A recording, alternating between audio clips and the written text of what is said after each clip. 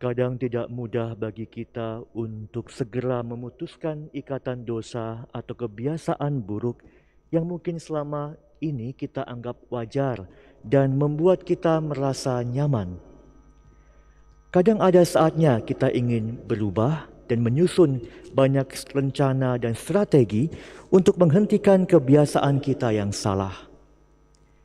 Tapi ini pun masih saja diganggu dengan banyak pertimbangan dan hanya berhenti pada rencana indah dan tidak berlanjut pada eksekusi, pada aksi yang nyata yang membuat kita sungguh-sungguh berubah dan meninggalkan cara hidup kita yang lama.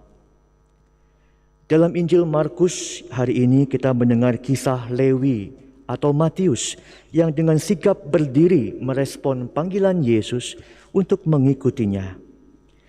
Dengan segera ia meninggalkan pekerjaannya sebagai pemungut cukai dan memilih untuk mengikuti Yesus.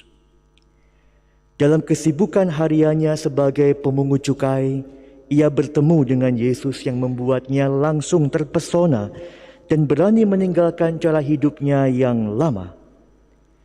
Ia tidak perlu berlama-lama lagi dengan banyak pertimbangan sebab ia sungguh yakin bahwa kerinduannya, bahwa kehausannya untuk hidup yang lebih penuh dan bermakna dapat sungguh terpenuhi dalam diri Yesus yang memanggilnya. Hati yang rindu dan haus untuk mengalami hidup yang baru dan bermakna inilah yang membuatnya berani memutuskan untuk meninggalkan cara hidupnya yang lama yang selama ini gagal memberinya damai sejahtera.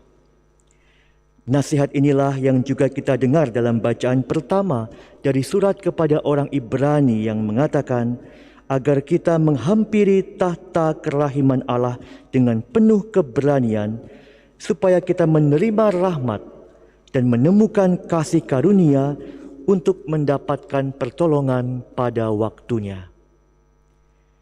Pertolongan inilah yang kita butuhkan agar kita jangan lagi terikat pada belenggu kebiasaan dosa yang selama ini merampas damai sejahtera dalam hidup kita.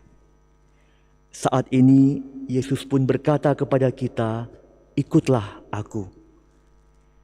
Inilah panggilan Yesus kepada kita untuk segera meninggalkan cara hidup kita yang lama yang selama ini tidak membawa damai sejahtera dalam hidup kita.